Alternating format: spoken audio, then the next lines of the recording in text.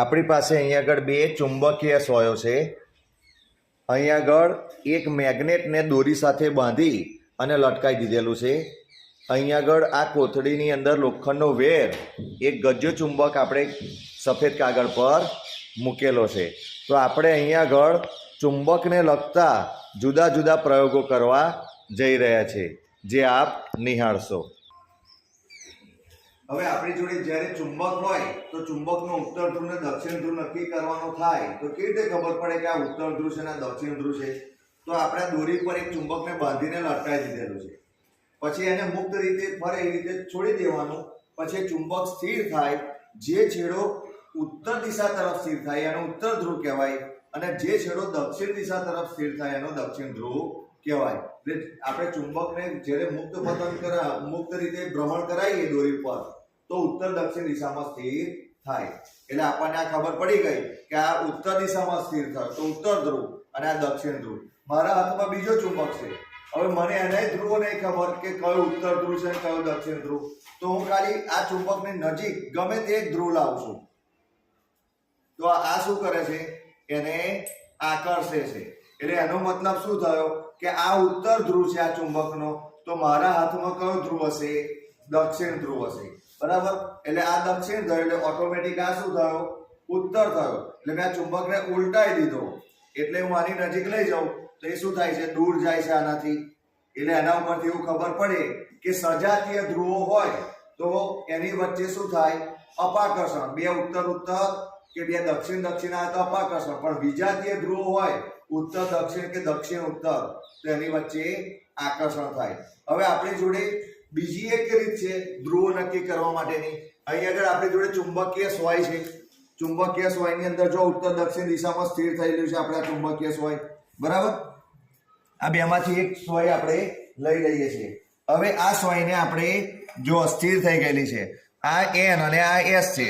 હવે હું આ છેડો એક લઉં છું આનો અને એનની નજીક લઈ જાઉં છું તો એન પોતાની જગ્યા છોડી દે છે. એનો મતલબ આ ઉત્તર ધ્રુવ થયો.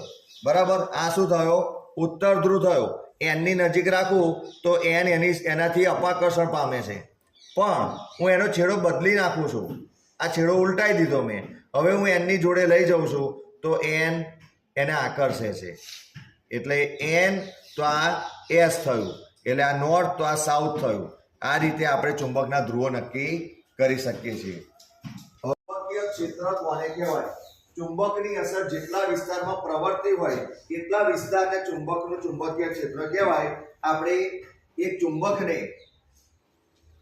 ગજ્ય ચુંબક છે મારી પાસે, એને આવી રીતે મૂકી એની ઉપર હું એક કાગળ મૂકું છું અને એ કાગળની ઉપર થોડોક હું લોખંડનો વેર લઉં છું અને આ વેરને ભભરાવું છું.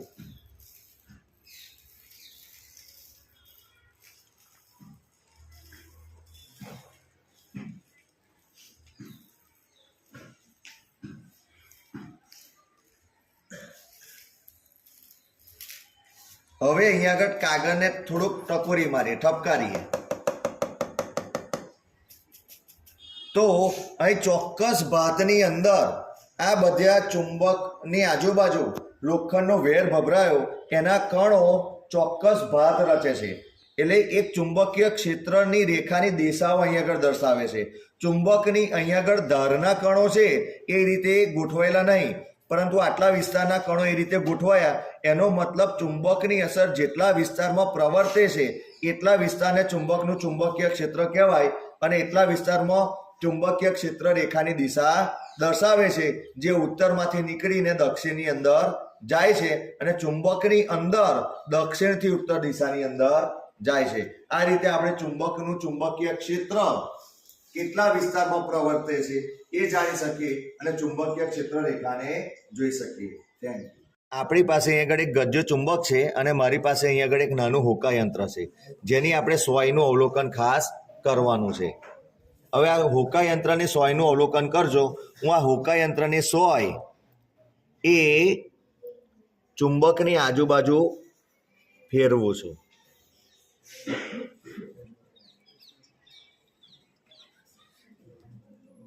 તો એ સોય શું કરે છે? કોણાવર્તન પામે છે. જો હું અહીંથી આ બાજુથી આમ ફેરવું આ ચુંબકીય સોયને તો એ સોયનું શું થાય છે? કોણાવર્તન થાય છે. એટલે આપણને આ હોકાયંત્ર દ્વારા પણ ચુંબકીય સોયના કોણાવર્તન દ્વારા ચુંબકીય ક્ષેત્રની રેખાની દિશાની સમજણ પડે. હવે અહીં આટલે દૂર સુધી હું ફેરું તો પણ સોયનું કોણાવર્તન થાય, પણ હું જેમ જેમ દૂર જાઉં છું હવે કેટલા વિસ્તાર સુધી એની અસર પ્રવર્તે છે એ પણ ખબર પડે.